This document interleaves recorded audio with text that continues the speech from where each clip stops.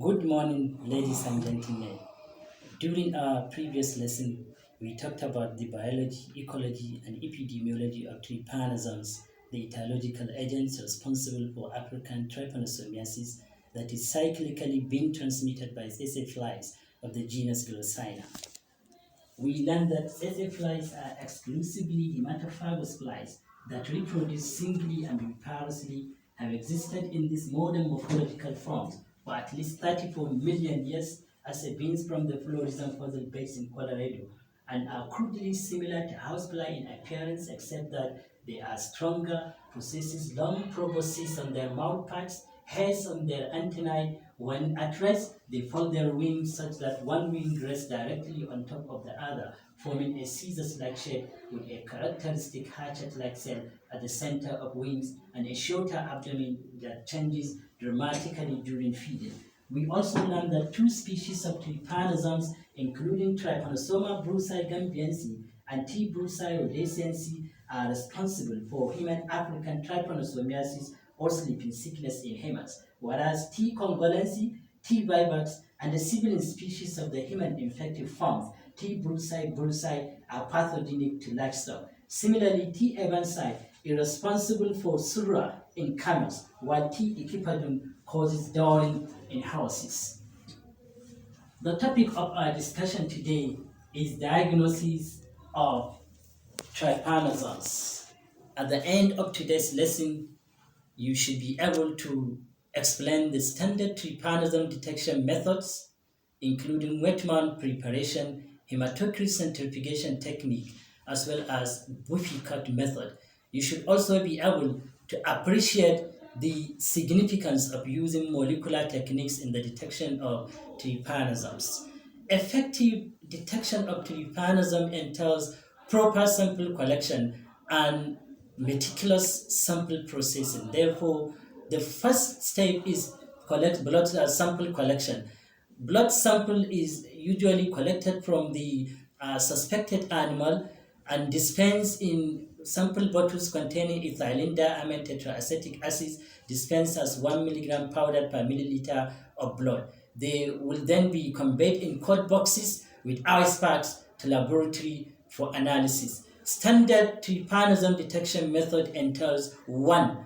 The wet mount preparation, whereby wet mount is prepared by placing a drop of blood onto a clean microscopic slide, cover with cover slip, and then view under microscope using by 40 objective lens to see parasite motility. A flagellated body that moves actively traversing the whole field is an indication of the presence of Trypanosoma vivax, whereas a trypomastigot that wriggles in one position is an indicative of Trypanosoma congolense, while for T. brucei, it usually pops in and out within the wet mount preparation.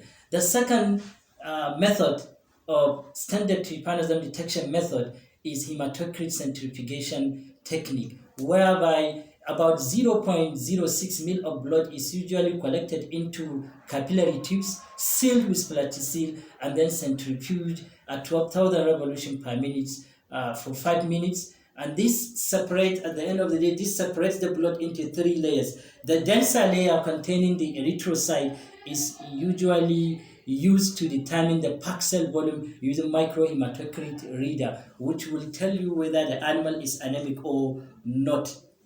And then the middle layer contains Buffy cut. What then is Buffy cut? Buffy cut is simply the fraction of an anticoagulated blood sample following the density gradient centrifugation.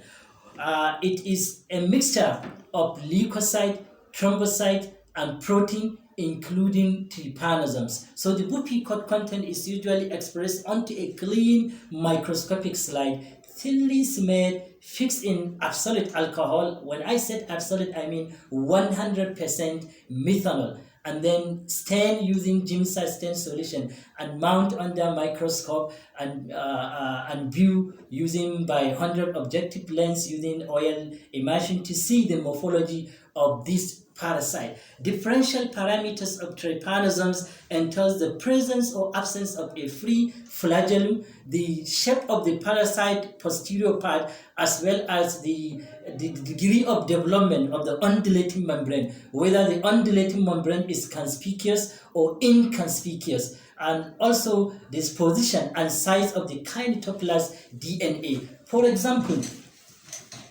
the first figure here shows a member of Trypanosome, Trypanosoma brucei, which is a representative of the member of Trypanosome. You can see it possesses long intermediate, both the long and intermediate forms possesses small kinetoplast, and they all have pointed posterior part, which explains the reason why they pops in and out within tissues.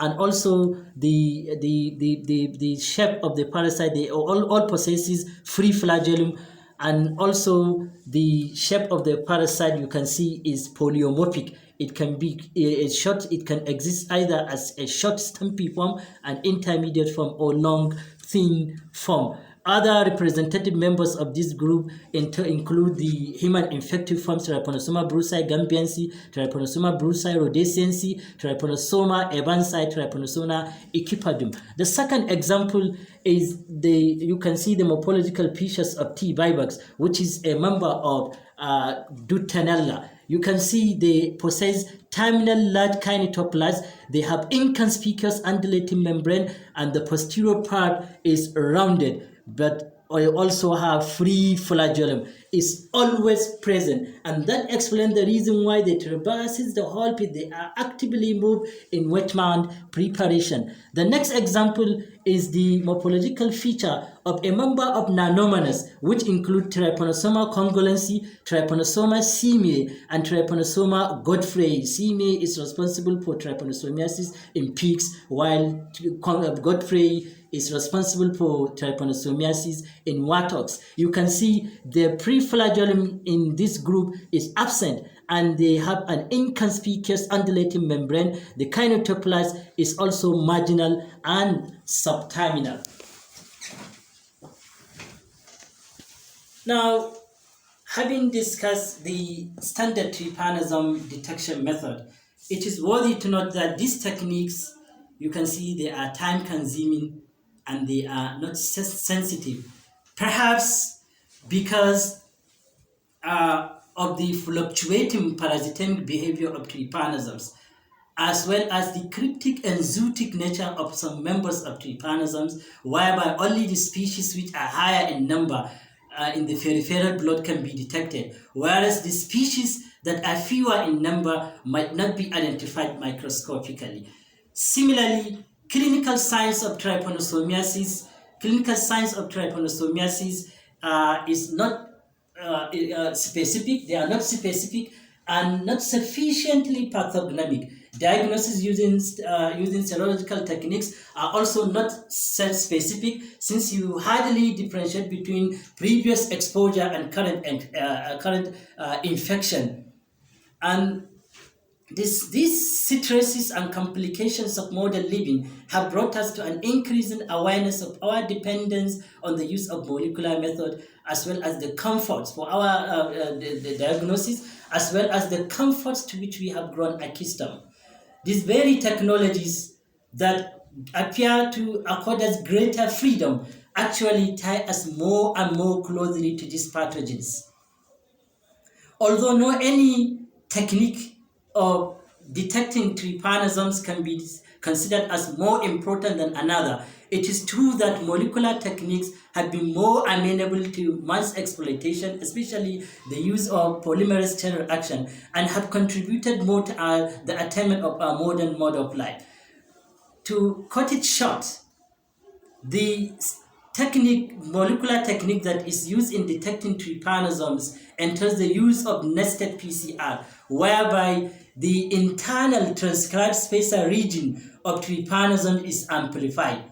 What then is an ITS1 region? Internal transcribed spacer region is a spacer DNA occurring in tandem repeats, sequence compared, that is between the small subunit ribosomal RNA and large subunit ribosomal RNA. Sequence comparison of ITS1 region is widely used in taxonomy and phylogeny of trypanosomes because it is highly effective, it is very sensitive even among closely related species, and it is highly conserved since it involves the use of non-functioning DNA. Now, the PCR requirements and its concentration, the concentration of each requirement, as well as the cycling conditions, including denaturation, annealing, and elongation, as well as extension, as well as what entails a nested PCR, shall be the subject of our discussion when next we meet. But before we call it a day, we need to evaluate ourselves by asking these questions. One, what are the components of standard trypanosome detection method, and what differentiate HCT from, that is hematocrit centrifugation technique, from Bupi-Cott method? That is the first question that we shall ask ourselves. Two, can we remember the differential parameters of trypanosomes? Three, why the use of ITS region is simply indispensable in the diagnosis of trypanosomes. Thank you for listening.